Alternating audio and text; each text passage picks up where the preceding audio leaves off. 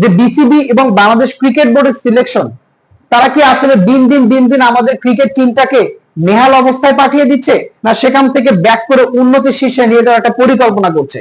BCB যে এত পরিকল্পনা করছে ম্যাচ বাংলাদেশ ক্রিকেটটাকে কিভাবে উন্নয়ন করা যায়, তারপর খেলোয়াড়দের মাঝে কিভাবে শক্তি যোগান করা যায়, তাদেরকে এক্সারসাইজ করাচ্ছে, প্র্যাকটিস করাচ্ছে, এত কোটি কোটি টাকা তাদের পিছে ব্যয় করছে, বাংলাদেশের ক্রিকেট দলের উন্নতিটা কোথায়? তারা যখন এশিয়া কাপ খেলতে যায় তাদের প্রতি মানুষের যে একটা বিশ্বাস, আকাঙ্ক্ষা, ইচ্ছা, সব তারা গতকালকের ম্যাচে একেবারে শেষ করে দিয়েছে, তাদের প্রতি ভরসা নষ্ট করে দিয়েছে। এরকম খেলা কিভাবে খেলতে পারে তারা? ব্যাটিং পারফরমেন্স তো খারাপ। যদি শামীম হোসেন পাটোয়ারি এবং ব্ল্যাক ডায়মন্ড যাকে বলি আমরা, জাকির আলী ওয়ানিক, তারা দুইজন একটু ভালো পারফরমেন্স করার কারণে দলটা 144 রানের কাছাকাছি গিয়ে পৌঁছায়।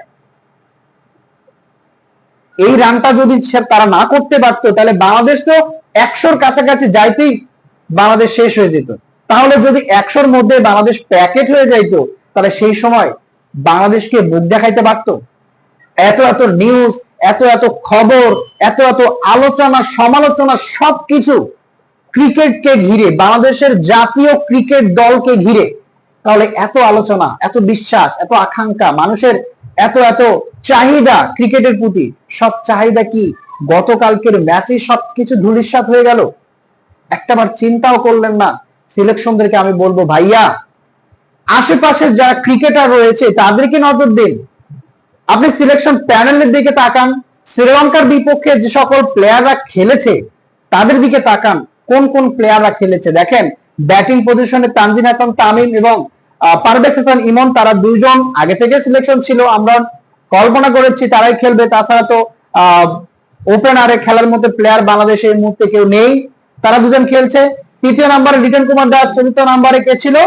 শামীম হোসেন পাটোয়ারি। বাট আমি একটা কথা বুঝলাম না, যে 4 নম্বর পজিশনে 7 নম্বরের প্লেয়ার মেহেদী হাসান, তাকে কেন নামানো হলো? সে কি দলটাকে কি লিটন কুমার দাসকে মনে করেছিল বা কোচকে মনে করেছিল যে মেহেদী হাসানকে যদি 4 নম্বর পজিশনে নামাই, দলের ব্যাক টু ব্যাক ডাক মেরেছে দুইজন প্লেয়ার, সেই সময় নামাই দিলে হয়তোবা দলটাকে একটু রিল্যাক্স করে হয়তোবা দলটাকে অনেক দূর পর্যন্ত এগিয়ে নিয়ে যাবে, একটা লং পার্টনারশিপ করতে পারবে লিটন কুমার দাসের সাথে, এটাই মনে করেছিল? বাবুরে, যেই পজিশনটাতে বাংলাদেশের দ্রুত রান সংগ্রহ করার মতো পসিবিলিটি নাই, 7 নম্বর পজিশনে মেহেদীকে দিয়ে, সেই মেহেদীকে নামিয়ে দেওয়া হচ্ছে 4 নম্বরে। আর দলের যে কন্ডিশন, এই কন্ডিশনে যদি সাব্বির রহমান থাকতো, আমরা বিশ্বাস করতেই পারি, তার প্রতি আশ্বাস রাখতেই পারে, সে যেরকম ছক্কা মারেন, বাউন্ডারি মারেন, সে অনেক একটা ভালো একটা রান নিয়ে এসে দিতে পারতেন বাংলাদেশ ক্রিকেট দলের জন্য। যাই হোক, কি আর করার, বাংলাদেশের বর্তমান পারফরমেন্স, এশিয়া কাপের বর্তমান পারফরমেন্স দেখে বাংলাদেশের প্রত্যেকটা ক্রিকেট ভক্তরা হতাশ, যে এরকম ক্রিকেট শ্রীলঙ্কার বিপক্ষে তারা কিভাবে খেলতে পারে, কোন বলটাকে কোন দিকে কিভাবে সুইপ করতে হবে, তারা কি করছে, তখন বাংলাদেশের ভক্তরাই তো আইডেন্সি করতে পারছে না। ম্যাচটা জেতার পরে যখন তাদেরকে সাংবাদিকরা প্রশ্ন করছে পারফরমেন্সের দিক থেকে, তখন তারা বলছে তাদের এখন লক্ষ্য হচ্ছে আফগানিস্তান টিমের সাথে জেতা, আফগানিস্তান দলের সাথে জেতা, আমাদেরকে জিততেই হবে, আমরা আফগানিস্তানের সাথে জিতেই আমরা একদম এগিয়ে যেতে চাই, এমন একটা প্রত্যাশা তাদের। তোমরা তো আগেই বলেছিলে, যখন দেশ থেকে তোমরা যাও তখন তো তোমরা নিজেরাই বলেছো যে আমরা এবার এশিয়া কাপটা আমরা দেশে নিয়ে আসবো, আমরা খুব ভালো পারফরমেন্স করব, যে কোচ আমাদের প্র্যাকটিস করিয়েছে তারা অনেক ভালো প্র্যাকটিস করেছে, আমরা একদম ফুললি প্রস্তুতি নিয়ে এবার এশিয়া কাপ খেলতে যাচ্ছি। সবকিছু তোমাদের ধূলিসাৎ হয়ে গিয়েছে। বাংলাদেশের প্রত্যেকটা ক্রিকেট ভক্তরা আর তোমাদের উপরে আস্থা রাখতে পারছে না। এরকম পারফরমেন্স করলে তো ক্রিকেটটা নষ্ট হয়ে যাবে একসময়। বিসিবি এবং সিলেকশনকে অবশ্যই আর কঠোর হতে হবে, তারা সিন্ডিকেটের আওতায় যেন না যায়, সব প্লেয়ার গুলোকে একই সমতায় দেখে অবশ্যই সিলেকশন করাটা উচিত।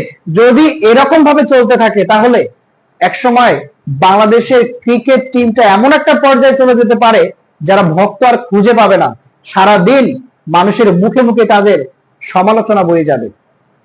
ধন্যবাদ। 300 টিভির সাথেই থাকবেন। আসসালামু আলাইকুম।